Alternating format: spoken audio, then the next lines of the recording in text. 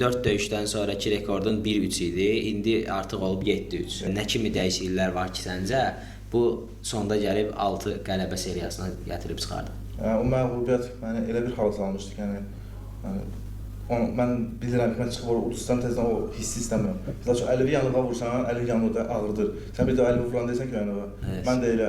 Yəni mən elə mən yarış verəndə mən elə hazırlaşıram ki, yəni məğlubiyyət olmaz. Yəni heç cür halda. Mən günə 2 dəfə məşq edirəm, yəni dəhşət bir, yəni uduzmayım da, yəni bir variant olmasın uduzmağa. Yəni ki, təzədən o hissləri keçirməyim, yəni uduzanda. Mən uşaqlıqdan uduzmağı sevmirdim. 11-də uşaq oynayırdıq, cığallıq edirdim, futbol oynayırdıq, cığallıq edirdim. Mən uduzmağı ümumiyyətlə sevmirəm. O 3 dənə məğlubiyyət məni çox güclü eləyib. Yəni adi mən Gürcüstanda udmağım bir möcüzə idi.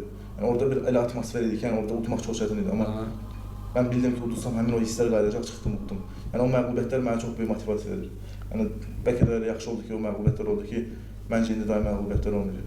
Yəni faktiki olaraq nəyisə dəyişdirdiyini deyə bilməzsən də. Məşqlərə daha seriozuna yanaşmaq. Disiplini də yəni demək olar ki, dəyişdirməkdə, onu da belə demək olar. Orada disiplin deyildim, bildim onun, yəni gördüm ki, uduzursan da disiplinli olmalıdır. İndi hər yarışda elə disiplinliyəm ki, yəni mən düşünürəm ki, daha uduzsam da elə.